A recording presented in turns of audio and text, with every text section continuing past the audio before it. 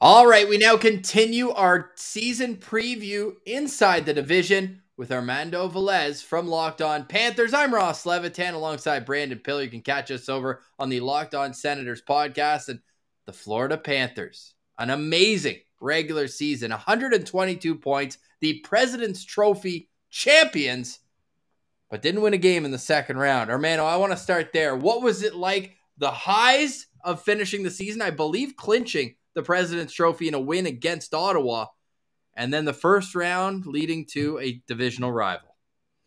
Yeah, that very same night that the Florida Panthers defeated the Ottawa Senators, we had to wait a few hours for the clinching of the President's Trophy when Colorado was facing Nashville, and I held off on recording to get an actual live reaction of winning the President's Trophy, and that was one of the coolest moments in my media career, right behind working the Masters in 2019, seeing Tiger Woods win. So that was the second greatest moment of my media career history.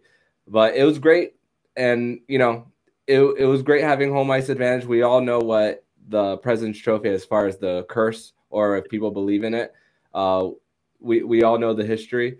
But this team, even in their first round win, didn't even look their best against Washington. Of course, 1 for 31 on the power play isn't going to do the job, and that's really what led to the many moves that Bill Zito decided to make this offseason.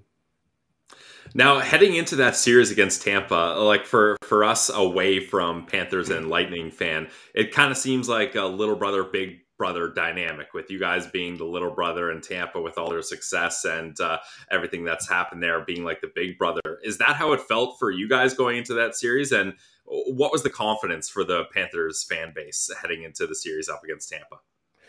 It was very confident because they finally got that first round win. Yeah. For the first time in 26 years. And of course, Tampa didn't look their best during the regular season, but of course, when the playoffs are a different animal, and they flipped the switch, especially in that third period of Game 6 against Toronto for the Tampa Bay Lightning. That was the turning point of that whole series for them. And it wasn't even Toronto blowing it the way they did the previous year. The Tampa was just that much better. The games were just that close.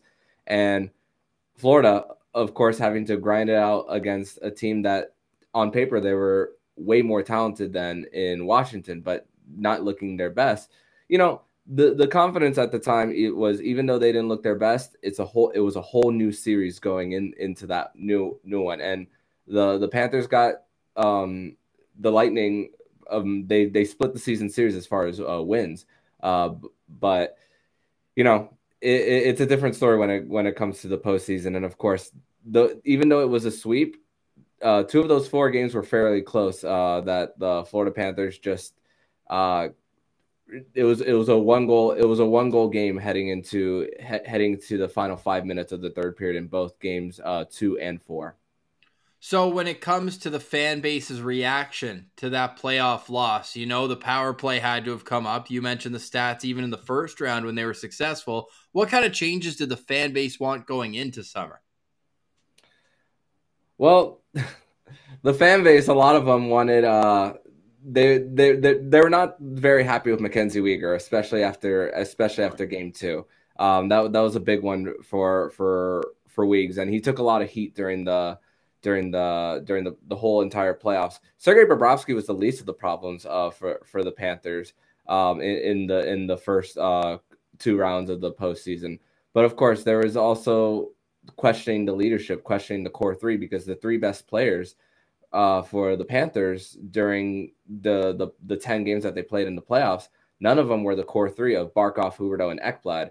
And I guess you could give Ekblad a little bit of a break because he was coming into the postseason after missing a few months. But Carter Hagee, Claude Giroux, and Sergey Bobrovsky were your 3 best players, and it was not your best players who were stepping up. So did it seem, or I guess a better way to word it is, were you shocked when Huberdeau and Mackenzie Weegar were part of that package, bringing in Tkachuk? Like, personally, I was shocked that the Panthers moved not only Huberdeau, but Weegar attached to that, and more, a pick and a prospect. Like, was that a shock to you that happened, or could you kind of see the writing on the wall for those players on their last season of their deals? Well, I kind of saw it more and more when it was the first day of free agency and we didn't see a Huberdeau extension right away. But at the same time, the offseason before, it took Barkov a little bit to sign his extension. So I was just thinking that they were in their negotiation period. I always saw Mackenzie Weegar as a rental this year before eventually leaving, whether it was going to be to Ottawa or somewhere else. So I was thinking at that time, because I made an episode 2 days before the Matthew Tkachuk trade. It's like, I don't know how possible it is to pull a trade off, but the fact that he put Florida on his list just speaks volumes about the direction of the franchise. And of course, it resets so many different things as far as the cap too for the Panthers, because those were 2 expiring deals along with it. The difference between giving up a first-round pick for Matthew Tkachuk is that you're going to have 8 more years of this guy versus giving up 2 first-round picks for Ben Sherratt and Claude Giroux, who you only saw half a season of. That is more painful than trading for Tkachuk. But now the Panthers, they have to go with a different approach in these next few trade deadlines, because I don't know how many first-round picks you can trade down the line, but it looks like that the Panthers are going to hit a little bit of a reset, but it's gonna stretch out long term for this team. Coming up, we're going to get into what changes the Florida Panthers made. Are they going to be nearly as successful? You can't put pressure on them to have 122 points again, but BetOnline, our friends there, have them at 105 points. I'm going to ask Armando what he thinks about that line of over-under for points, and we'll get Armando's takes on, or what I should say, questions that he has about the Ottawa Senators. But first, I want to get back to, as you mentioned, a few of the guys who left, a couple of guys coming in. So to finish off this first segment, I'm going to pull up and go through for some of our listeners here and viewers, if you're watching on YouTube, the in and out of the revolving door in South Florida. We already talked about Matthew Tkachuk coming in that blockbuster trade for Jonathan Huberdeau and Mackenzie Weegar, a prospect and a first-round pick. Basically, everyone else is former Ottawa Senators: Colin White, Rudolph Spalsers, Chris Tierney, and Michael Del Zotto. And then they got Mark Stahl from the Detroit Red Wings and Nick Cousins from Nashville, from Montreal, from wherever. He's been around the block. Nick Cousins, your gritty fourth-line type player. Alex Lyon coming in as well as a Calder Cup champion. Out of these additions, Armando, outside of the obvious Matthew Tkachuk, who do you expect to make the biggest impact in the Panthers lineup? There's a possibility that it could be Balcers for the Florida Panthers, or Armando. That's my guy. I miss Rudolph Balcers. Look out for him. And also Nick Cousins as well, because he's had some playoff experience before. Also playing with the Vegas Golden Knights, has made a Western Conference final as well. Balcers, he's coming off a career high in goals, playing in a bottom role with the San Jose Sharks just recently. If I'm not mistaken, he was part of the Erik Karlsson trade to Ottawa, if I get this correct, and then later claimed again by the San Jose Sharks, if I'm not mistaken. You got it. 2 different stints with the San Jose Sharks, all in that trade with Erik Karlsson, that ended up being Timmy Stützle for the Ottawa Senators. I know how much Sens fans are liking that pick, that's for sure. But I think it could be Balcers or Nick Cousins. Now, how about let's go to the out players for the Florida Panthers, the subtractions. Which one of these is going to have the biggest impact leaving? Now, it's Jonathan Huberdeau is probably the obvious answer, but the reason I ask this question is because seeing Mackenzie Weegar and Ben Sherratt go, a lot of people are questioning the Florida Panthers D-core. So, do maybe one of those defensemen actually leave a bigger impact, since nobody really replaces him on defense, whereas Huberdeau, you can kind of make the point that Matthew Tkachuk will bring in a similar point total there. I think the answer is Mackenzie Weegar, that's for sure, because with the chemistry that he's been able to develop with Aaron Ekblad over the last few years, now becoming part of a top pair, but shipping him out gives a big opportunity for someone like Gus Forsling, who's been really in that middle pair, but we see how fast this guy of a skater he is. And how he's able to change direction, especially if there's a turnover.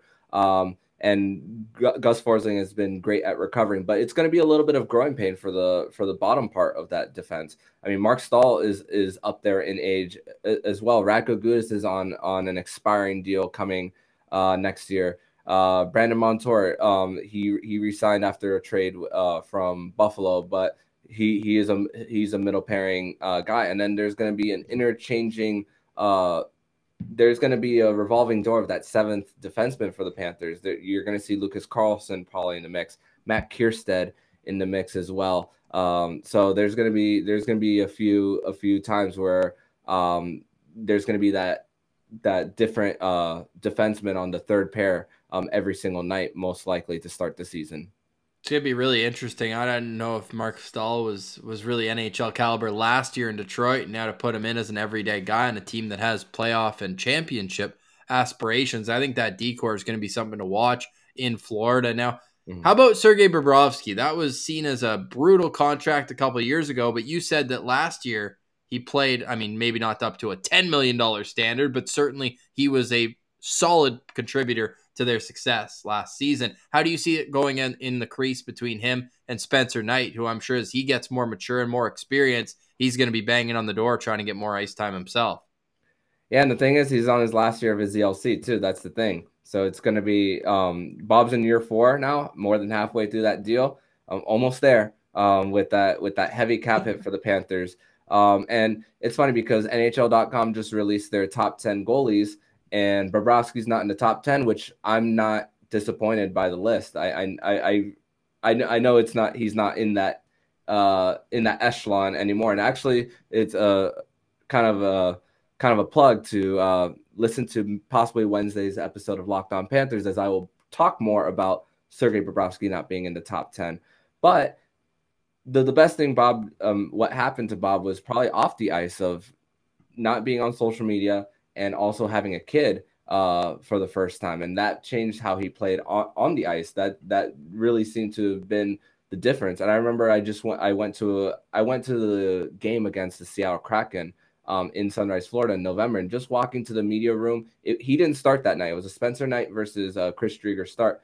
And seeing Bob in the side gym next to the media room, just working, consistently putting in work. And that's what Sergey Bobrovsky does all the time off the ice. So he's going to stay ready. It's really hard to predict goalies one year to the next. That's the strange thing about goalies. But I think if you have anything of what Bob was last year, you put yourself in a good position. Coming up next, we're going to get Armando's takes on the Ottawa Senators. What does it look like from his point of view? Are the Ottawa Senators a team that concerns him about potentially losing points throughout the regular season? And then our predictions. We'll wrap up with that. All coming up next right here on a crossover edition of the Locked On Senators and Locked On Panthers podcast. Hope you're enjoying our chat with Armando Velez from Locked On Panthers. We'll get right back to it, but first, a quick word from our friends at BetOnline. More props, odds, and lines than ever before. You got to go to betonline.net for all the information you need to make the most of your gambling portfolio. Now's the season with hockey starting up. You got the preseason props coming out, whether it's team totals or player performance props that you're looking for. You can find all the information you need and sports scores, podcasts, and everything else when it comes to the world of gambling news. It's betonline.net, where the game starts. All right, now let's get back to our chat with Locked On Panthers and Armando Velez. All right, Armando, fire away. What kind of questions do you have about the Ottawa Senators after a busy offseason up north? It's funny because I had a way too early show on my podcast talking about possible playoff teams for the East, who could be in, who could be out. In that very way too early show, this was like not even a week after the DeBrincat trade. I had Ottawa in the postseason. Might change as I get to the real predictions going into the regular. This is our reaction to that, Armando. Okay, that's a good one. For those listening, not seeing this on the listening on audio, Ross just put a picture of Claude Giroux with a thumbs up in a Senators sweater. But I want to ask you guys, who do you think is the biggest addition of the main ones? Giroux, DeBrincat, or could it be Cam Talbot? I want to get interesting with it, but I'm going to go with the obvious answer in Alex DeBrincat. I mean, anytime you add a 40-plus goal scorer to your team, and without giving one up on the same time, or even a roster player, yeah, exactly, or even a roster player at all, let alone another high point scorer and a defenseman and pick some prospects. But the Ottawa Senators did a great job acquiring Alex DeBrincat at a good time. They did give up some picks, but the Sens don't need picks anymore. The rebuild is over, Armando. We're going for it. Finally, Sens fans can feel that way at least. But when you can add a guy like DeBrincat, obviously 40-plus goals helps. The power play is going to improve. But the biggest thing is now Tim Stützle, in his third year in the NHL, will have a legitimate second line. I mean, DeBrincat, you could say, is a top-line player, but he will have a legitimate sniper on his flank to feed the puck to and to get the puck, because Timmy can score goals too. I think that's the biggest increase to this team, is giving Tim Stützle a proper line mate that he can flourish with. Yeah, 100%. Now, Armando, I want to compare it here. And honestly, I'm a little surprised after I look it up that Barkov struggled as much as he did in his second year in the league. But I want to see it more as like from when he turned 21 to 22, where it's like, I think Barkov had 52 points in 61 games as a 21-year-old and then jumped up to 78 and 79 the next year. When it comes to Tim Stützle, that's kind of what Sens fans are expecting here, that he's going to be, if not a point per game player, then awfully close. And he had 32 points in the last 31 games of last season, moving over to center, becoming more comfortable there. But you saw what Claude Giroux can do to any line that he's on. He just slows the pace down, able to find good seams. And then, yet, if you had told me, like, who are the perfect line mates for Tim Stützle? You can't find two better than Giroux and DeBrincat, and they're both going to make impacts. And I'm still with Pilsy. I'm just trying to give a different angle to it, because DeBrincat, he just brings so much pedigree as a scorer, two-time 40-goal scorer, 24 years old.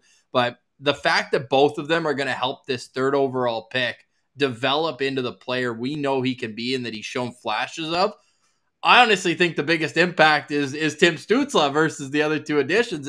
It's what they can do for him, because Ottawa had a good top line last year. Josh Norris scored 35 goals in 66 games. Another piece of the Karlsson trade that you brought up before. Then you've got Brady Tkachuk, the captain. And I'm sure we're going to be gray hair. We're going to be blue in the face listening to the Tkachuk rivalry 6 times a year. Twice was enough when he was in Calgary. But obviously, Brady has led the team in scoring the last 2 years. Then you have Drake Batherson on the right side. He was over a point per game player last year. If it weren't for a dirty play from Aaron Dell, you would have seen him at the All-Star game, and you would have seen him continue in the second half. But Dell kind of stuck a leg out, high ankle sprain. He missed 6 weeks. The only problem with having one line, though, is they can defend it with their top defensive pair, their top checking line. Now Ottawa has a situation where they're going to have to pick one or the other. And I know that's why Florida went out and got Giroux last year, and now he's going to play a similar role here in terms of spreading out the depth of this lineup. And I think they even go further than that. I think the Sens' third line is going to surprise. So I think offensively, this is going to be a team that's going to be near the top of not only the Atlantic Division, but the Eastern Conference. I think that the question marks are similarly to Florida is on the D-core and what's going to happen there. But yeah, to answer your question way too long, I think that the best addition is Alex DeBrincat, but it's going to impact Tim Stützle more than anything. Mm-hmm. And according to Daily Faceoff, that is projected to be their second line, with the first top line of Josh Norris, Drake Batherson, and Brady Tkachuk. And you mentioned that third line, Shane Pinto, Alex Formanton, and Matthew Joseph. That, at least that's the Daily Faceoff projection. How's the health of Shane Pinto, by the way? Yeah, it's good. He's been in Ottawa working out more or less the last 3 weeks, I want to say. The excitement is palpable in Ottawa, and you can see that they're just training at the local community center, the Sensplex, we call it up here, and fans are there every day. I haven't seen more selfies in the last 2 weeks than I have the last 2 years, and I mean, it's also a great sign that we're coming out of the pandemic to an extent, but also the players are all in town 3 weeks before camp. They all want to kind of get together, and Shane Pinto's been there working out day in and day out. So the health is 100%. He only played 5 games last year due to a shoulder separation. He came back took a face-off, popped it out, and he was out for the year. Now, the one asterisk on that third line is Alex Formenton, who had 18 goals, a couple against Florida, if I'm not mistaken, last year, maybe in that 8-2 game, but he's still a restricted free agent, the last player without a contract at the time of this recording on September 5th. And, of course, there's the Hockey Canada scandal, and there's still no word on it. We're not going to judge one way or another until the facts come out, but it is interesting to note that he was a member of that Team Canada team, and he's also the only player on the team without a contract. So it's hard not to draw a connection there. Maybe they're trying to find a clause where if he is, then they can void it. Whatever it is, he doesn't have a contract right now, so there could be one spot up for grabs. But at least in the rebuild, I don't know if there's been a time, Pillsy can maybe correct me, where there's been this many spots spoken for. There might only be one training camp battle. It really seems like what you see on paper is what you're going to get, maybe with a fourth line center in and out of the lineup. Yeah, and another question that I have is someone coming into the mix for the Senators. Same draft as Timmy Stützle, just 2 picks after. Jake Sanderson signing as the LC. What do you see as his possible role with the team? Well, hey, he learned from Matt Kierstead, eh, Pillsy? Mm-hmm. Yeah, another great Nodak alumni, and we've just found out recently, Armando, that DJ Smith has announced that Jake Sanderson is going to play on likely a second pair role with Travis Hamonic, so that's where he's slated.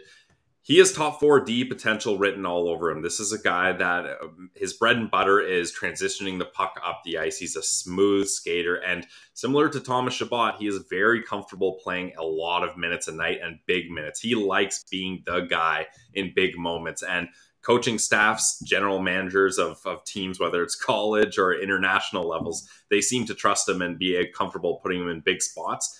Is he going to be that guy seamlessly in his transition from college hockey to the NHL? Maybe not, but that's where it's good that he has kind of the safety of Thomas Chabot being able to handle that role until he can get more comfortable. And eventually I can see Jake Sanderson as being a top pair caliber defenseman. So Sens fans are very, very excited, needless to say, to see him in an Ottawa Senators jersey and play in the NHL finally.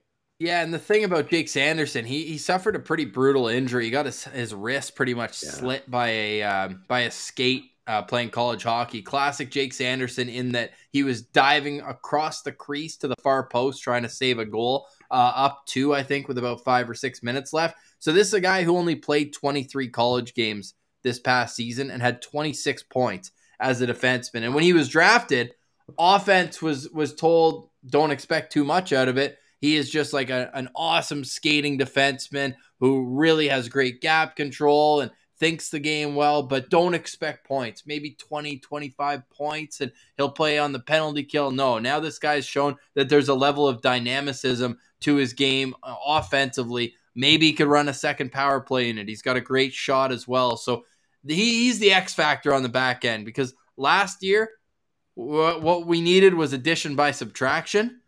And that opens up these spots for the up-and-coming kids to make a bigger impact. You mentioned Shane Pinto as well, taking that spot that Colin White vacated down to South Florida. So I think it's going to be really interesting to see how long this team takes to gel as well, because that's always something that you have to be wary of when you make so many different moves coming into an offseason. And this is a team that has only won 4 of its first 20 games in each of the last 2 seasons. 4 wins in the first 20 games. You're out of the playoffs. You're done. 20 games in.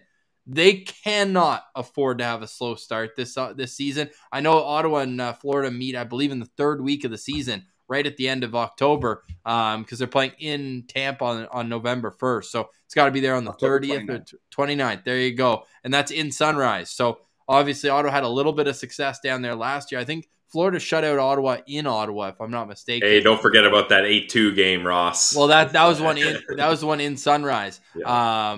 Dylan Gambrell scored a goal, and at that point, just turn the Xbox off, call it a night. When Dylan Gambrell's putting offensive chances. Do what you need to. Yeah, exactly. But no, it's going to be exciting. I think. Well, unless you have any more questions, I'm excited for prediction time here as we wrap up this crossover. But do you have any more questions, whether it's of guys coming in or any other questions on the Sens? I do have a comment. We we don't know. The NHL app at least doesn't show all nationally televised games just yet. But I think there needs to be more of an emphasis on Panthers Senators, at least in the U.S.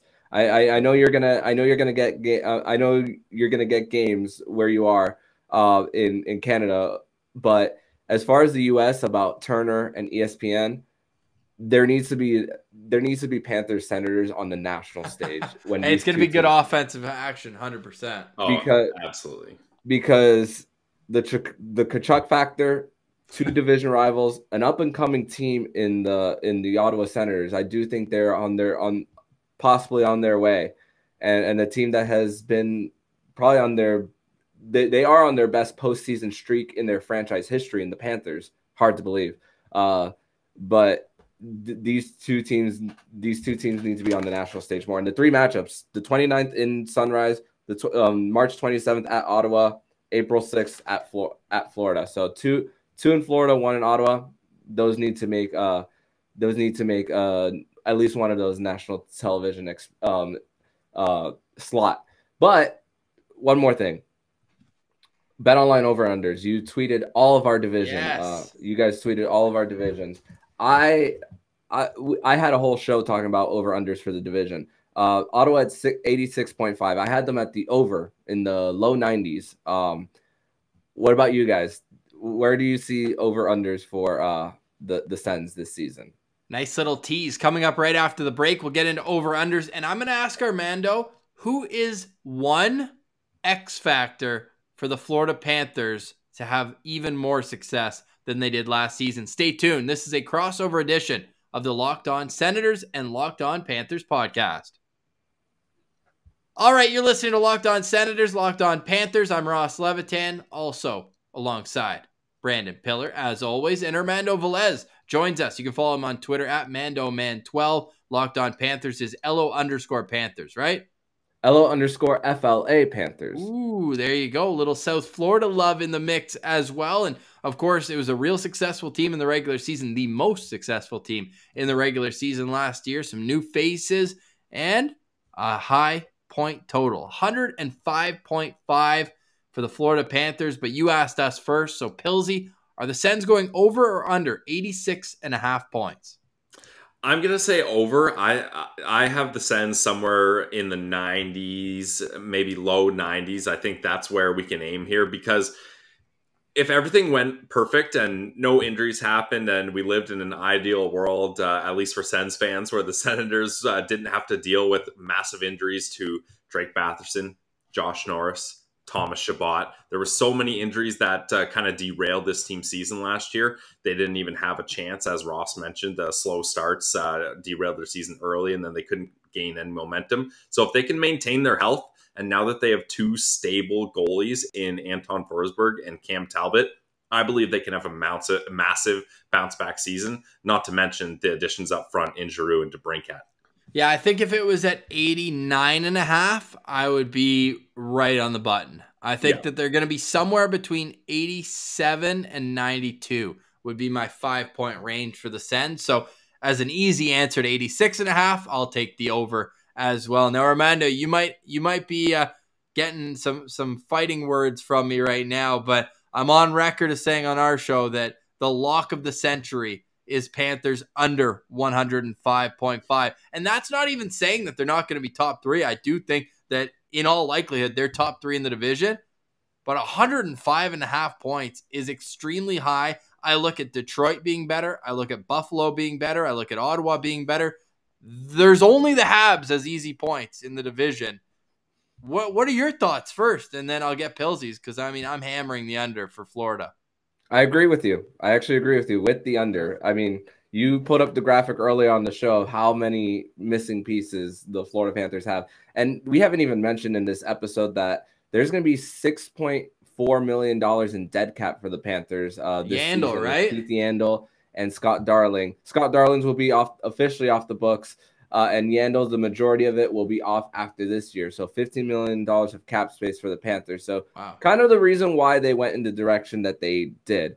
But I'm going to... So basically, I can thank Keith Yandel for the Senators getting Claude Giroux. Yes, possibly. Yes. Thanks, Keith. So that buyout had a big reason to why Drew is no longer a Panther, and the offer was $1 million for Claude Giroux. I don't blame Drew for leaving. That's almost insulting, honestly. Yeah, it is insulting. He got 6.5 for 3 years with Ottawa. Yeah, but I do agree with the under for Florida, but maybe around like 102, 104 points around there. All right. Pilsy, what are you thinking? Yeah, I've got the under too, but I mean 105, that's a high bar to kind of leap over, especially when most President's Trophy winning teams, they suffer some losses due to the salary cap era. So it's going to happen. As long as you make the playoffs, if you're the Florida Panthers, I think you're happy, because what you do acquiring Matthew Tkachuk is you beef up your playoff hopes. If we've seen what a guy can do in the playoffs and what a guy can do not only scoring goals and getting on the point sheet, but sometimes more important in the postseason, getting under other players' skin, especially Big Brother's skin, Armando. That's important. If the Lightning end up facing the Panthers again, he's going to be someone you're happy is on your side. That's for sure. Well, I was going to say, what little brother doesn't like getting under Big Brother's skin in terms of this matchup, too? Yes. I think that obviously from a points perspective, it's not even worth asking, because you'd expect the older brother who's proven to be a 40-goal, 100-point guy. You expect him to have that. But, I mean, Matthew's on record, too, saying that Brady's got the toughness factor on lock there. But I love the move for the Panthers in the long term, rather than pay a 30-year-old. I know what he did for the franchise and everything is important. I think once feelings are recovered over the years. Is he a guy, do you think number 11 will ever be worn again in Florida?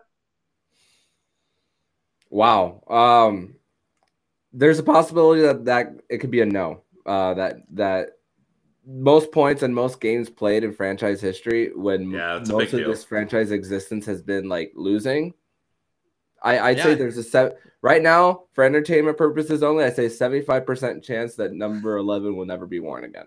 So who else has a number retired there? Is it just one for Luongo, or are there other guys who have their number retired? He's the only player. But there's also 37 for Wayne Huizenga, the first owner of the Panthers, and there's a number up there for Bill Torrey, the first GM of the Panthers as well. Oh, interesting. Yeah. There's a banner over there. It's not as bad as Minnesota retired number 1 for the fans, because the fans are number 1. No, I'm serious. Jesper Wallstedt might not be able to wear his preferred number because the fans have it. Hey, you got to give it to the fans. Shout out to the fans. So good. Armando, give me one X factor from the Florida Panthers. Now, a lot of people are listening to this. They're about to do their fantasy hockey pool. So maybe a guy who's low-key, going to surprise people with his point total, or a guy who's really going to contribute to the success outside of your Barkovs and your Tkachuks and your Ekblads and the players who everyone's aware are going to make a big impact. I think if we're talking, I think the obvious answer for this one is Gus Forsling. Now that he's going to be on the first pair, he's going to be paired up with Aaron Ekblad, and of course the top line is going to be on the ice, especially at home when you have the last change. You're going to be able to get your matchups. And Gus Forsling, he's a great puck mover and great skater, and it's going to really help with his point total. And he is an incredibly underrated passer. Okay, I like that. We can't do a crossover with the Panthers, though, without bringing up Anton Lundell. Like, what are you expecting from him next season? Because to me, what a steal. I would have been happy with him at 5. You mentioned the Sens had 3rd and 5th that draft. If they had taken Lundell, I could have talked myself into it easily. He ends up going 12th overall. Is there a better person for him to learn from than Alex Barkov? Probably not. He had 44 points and was a plus 33 and had a 56.6 Corsi in his first year in the National Hockey League. What are expectations like for him? A possible jump, that's for sure. And he's gonna do it with different line mates possibly this time. And there's no guarantee that Paul Maurice is going to put the same line mate in Sam Reinhart on that third line for the Panthers. There could be a possibility that Sam Reinhart plays on the top line with Barkov and Verhaeghe, and there could be we could see new line mates for Anton Lundell coming into the season with Nick Cousins and Colin White. So, but hey, he's played at the top level in Liga and he's played in World Juniors and World Championships. So nothing phases the guy. And Alexander Barkov, as far as biggest help, I mean, he invited him as his roommate in the beginning of the season in Boca Raton before Anton Lundell got settled down and got his own place. So he's learning from the best, that's for sure. I like that. Pills, you want to give us an X factor for the Sens before we get out of here? And again, everyone, make sure you're following Armando on Twitter at MandoMan12 and LO_FLA Panthers. And you can follow us at Sens Central. I'm at Ross Levitan, and it's Brandon Pillar 17. Is there an underscore in there too, Pillsy? Brandon Pillar 1, actually. Ooh. So that's on Instagram, eh? Same. Yeah, my number would not be able to be used in Minnesota. Brandon Pillar 1 not available. The X factor for me, similar to kind of the parameters Ross set, I won't go with the obvious Norris, Kachuk, or DeBrincat. I'll sprinkle something a little different in here, and it was a guy we mentioned, Drake Batherson. I mean, in 46 games, he had 44 points. If it wasn't for Aaron Dell in his dirty move, injuring Drake Batherson, he would have been the all-star. From all things considered, he would have had an amazing season. He was playing on the top power play unit. Things were clicking. So for your fantasy purposes and for a guy maybe Florida Panthers fans aren't so familiar with, Drake Batherson would be my X factor for the Ottawa Senators.